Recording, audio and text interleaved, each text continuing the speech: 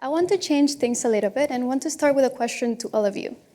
By a raise of hands, how many of you feel nervous before giving a presentation? The majority in the room. I agree. I remember preparing for my first presentation in high school. I was a representative for the school, ready to give the upcoming high school students and member of the Board of Education a tour of my school. I was very nervous, but I was conscious about my preceding words, remembering the exact position in which to place my tongue so that the strong R sound wouldn't dare to come out. My fellow classmates were mindful of their appearance, and I started to imitate them, adjusting my uniform.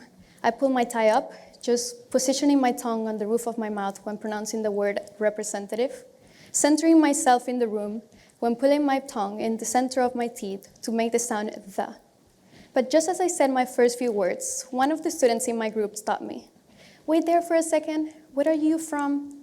I cannot recognize your accent. In that moment, all of the diphthongs and triphthongs that I learned to pronounce or the years of articulation gymnastics disappear. Because I reveal my accent. Where am I from? I was born in Cuba, the largest island of the Caribbean. As any other ethnicity, we Cubans do not follow a pattern with which you can easily identify us.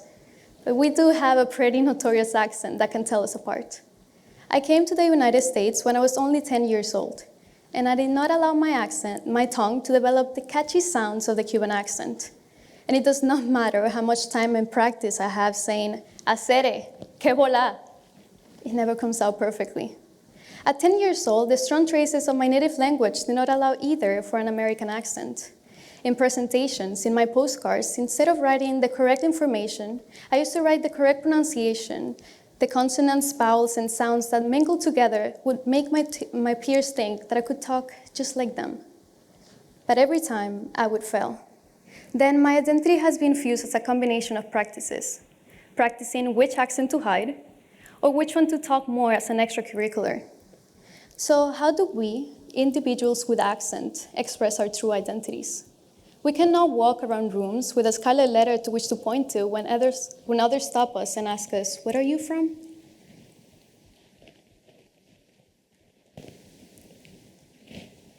So, identities and accents are part of our identities, are so critical. It is taking everything that we are, our cultures, our native language, and mingle it together to make who we are.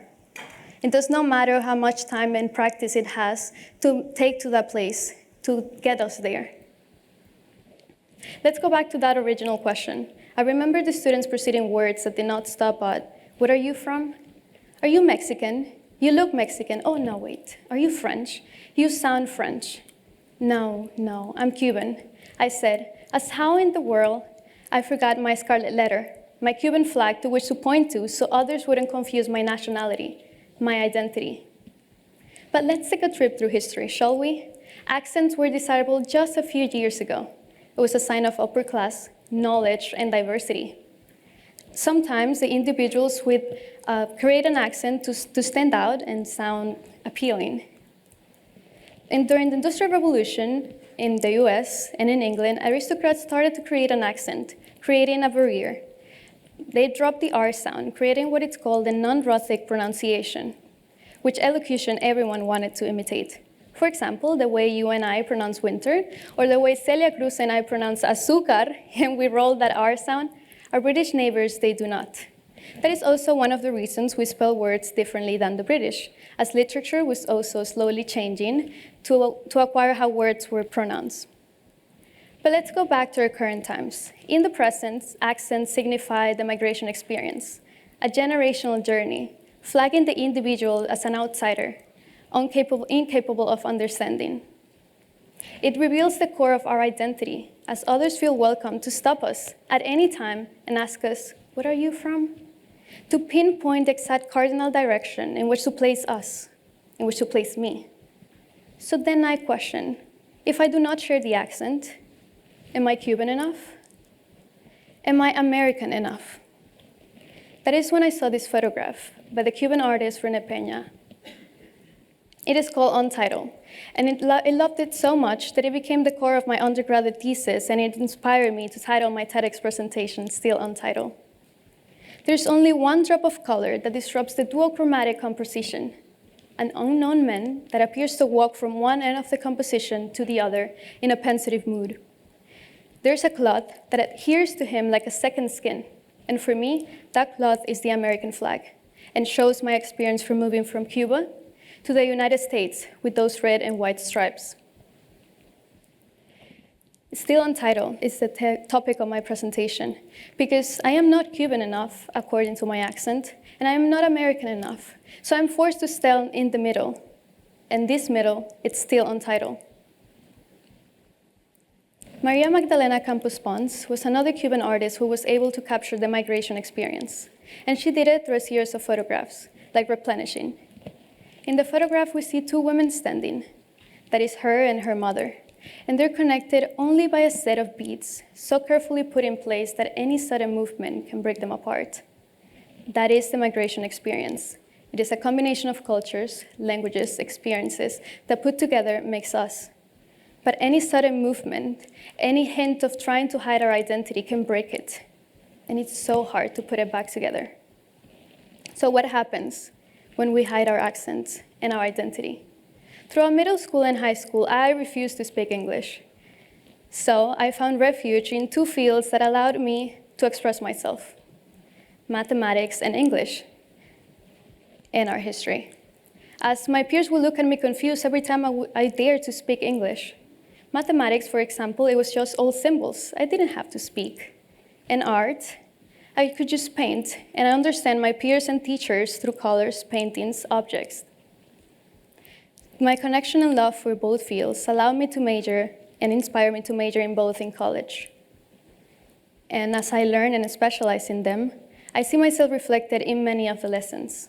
For example, in our history, we also see a period of time in which aristocrats and monarchs decided to dissociate themselves with the others. And they did it through paintings. They did it through the color purple. They associated purple with royalty and wealth in order to stand out. But why purple, you might ask? Well, there's a simple answer. It's because it is unique. If we go outside in nature, we barely notice anything the color purple. Hence, monarchs wanted to associate with something so obscure to obtain, but they would show that they were distinctive and one of a kind. But as we all learn in middle school, purple is just a combination of colors, a mixture of reds and blue. We see a full-length portrait of King George VI in England, and on the other side, we have a photograph of Emperor Justinian in the San Vitale Church in Italy. As we can see, the meaning of purple transcended times and regions. So, what do we learn? That it's just a combination that makes us unique, like our identities, a combination of languages, expressions, native languages, cultures that mingle together and makes us unique. In astrophysics, we also have a similar concept. The beautiful pictures we see of the universe, those vibrant colors, are not what we see if we were able to go to outer space. I'm showing you a picture from the Hubble Space Telescope, and we see a line dividing it in two. One part of it is black and white, and the other we see the vibrant colors that we always see in the pictures of NASA. Well, as astronomers, we know how to find the colors and where to show them. So, if we were able to capture the wavelength of light and imitate how we would see colors in the visible light spectrum, we would see those beautiful colors. But that's not the truth. Hence, my point is, there's art in our identity.